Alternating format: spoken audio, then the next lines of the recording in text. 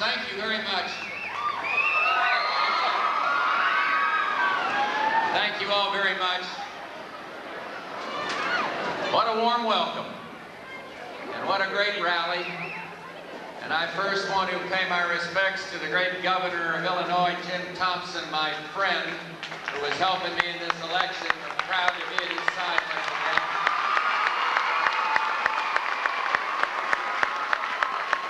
I also want to salute Ed Madigan, your congressman, who is doing an outstanding job. And what I want to do is ask you to give me the same percentage of vote for president that you gave Ed Madigan last time. As you remember, that was 100%.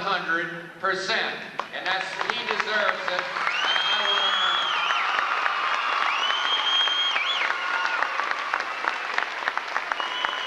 And weren't we lucky to have Loretta, Lynn, and Gale, and Peggy Sue here today? They're outstanding.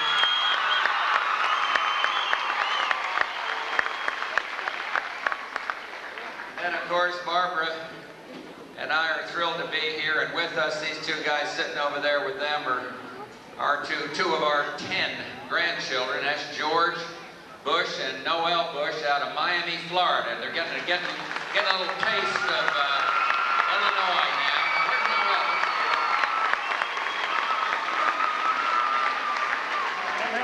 Thank you all for greeting me with that warm Mohawk welcome. I'll tell you, I really am pleased to be here. And you know, we only have now 41 days to go. 41 days when the country goes to the polls to select a new president. And I am encouraged. The other night, maybe some of you saw it, we had a little debate there in Winston-Salem. And I hope I did okay. I felt it went pretty well.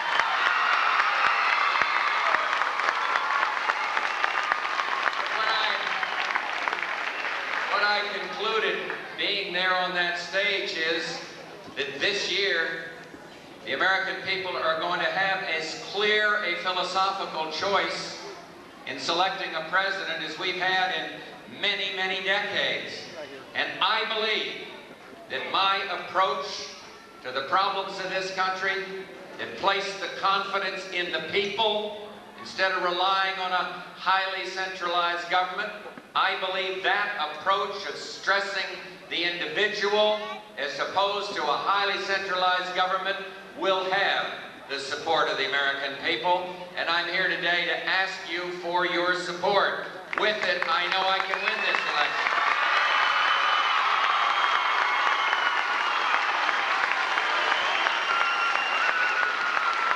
I've made some specific proposals on education because as I look at a changing world, I am convinced that the #1 priority as we look into the future has got to be better education.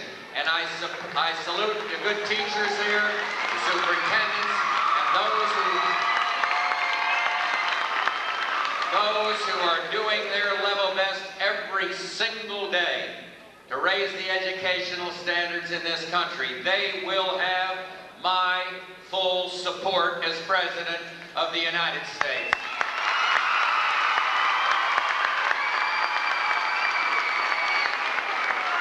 We're in the heart of agricultural America. And my policy is very different than my opponent's, who wants to have more what he calls supply management. That's production controls. What I want is to expand our markets abroad, to have alternate sources of energy where we rely more on ethanol for using our corn crop, where I want to have some incentive to bring businesses into rural America, incentives in the tax structure, and mine is an optimistic approach, a growing approach, and I can tell any member of the agricultural community here that under George Bush there will never be one of those democratic grain embargoes. Right. We are not going to go back to that.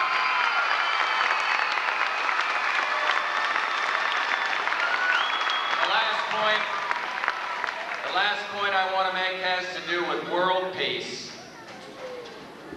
And I know that some of you worry that we're in a troubled age, nuclear age, and all of that, and I can understand it. But I would ask you to look at history now. Look at what has happened. The other day I was in Marshall, Texas, and I wish every parent could have been at my side. And I wish all you people in this room, you kids, could have been at my side, because there I witnessed something that was truly historic.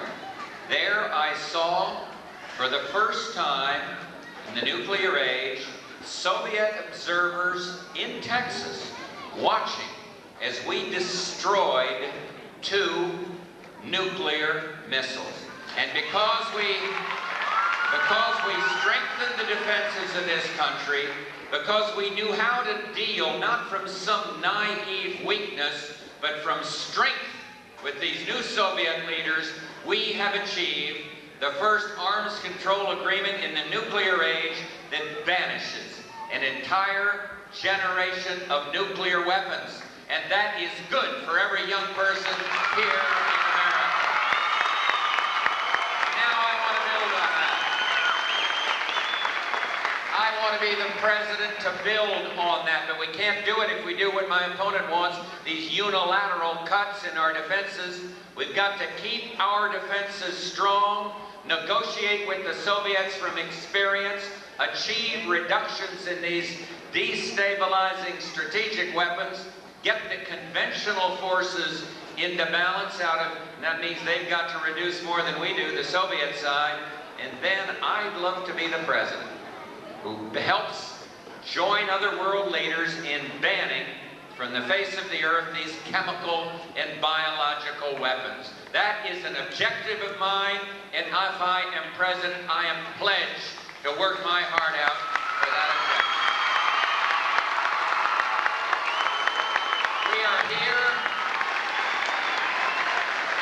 We are here in the central part of America, surrounded by values of family and faith, sustained by the love of friends.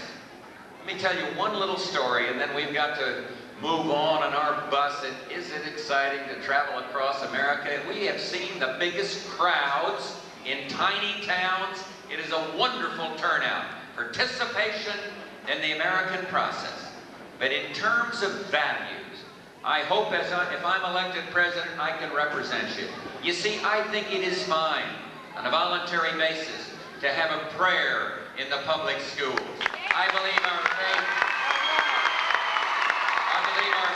sustains. One little story. When I was the age of some of these guys here, 18 years old, before I was 19, I was commissioned officer, a Navy pilot back in World War II. One day I got shot down over a Japanese island, September 2nd, 1944. I was floating around in a little yellow rubber raft 2 months after my 20th birthday, flying off of a carrier out in the Pacific, all alone in this little raft, Japanese island behind me. And I think back to that experience. Isn't philosophy, liberal, conservative, certainly when political, Republican, Democrat, what sustains you when you have a crisis like that in your life? In my case, it was my family. Thought of my mother and dad, my brothers and sisters, Barbara and all of this. And then it was my faith. They get on me a little, some of the liberals, for raising the fact that my opponent vetoed a bill requiring teachers to say the Pledge of Allegiance, but my own personal experience, my life, at stake in that moment, I learned something. It is faith and it is family that sustain us. And let us never forget that we, the greatest, freest, most generous nation on the face of the earth, are, when it is all said and done, one nation under God. Thank you all for this fantastic reception. I am delighted to be here. Now go out and vote. I need your help on November 8th. Thank you. God bless you all.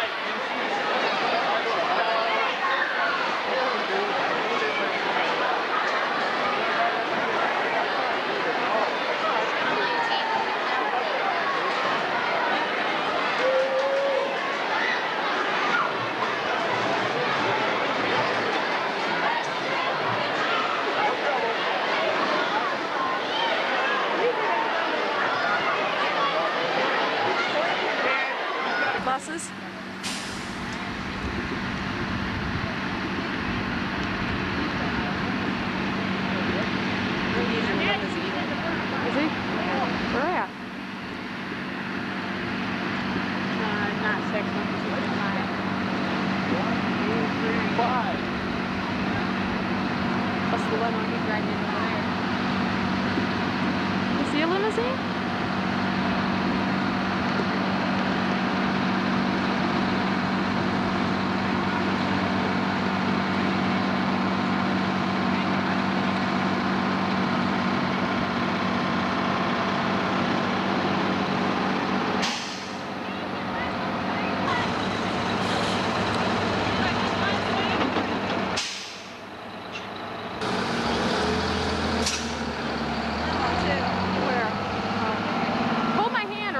Shoulder. I can't see where I'm going.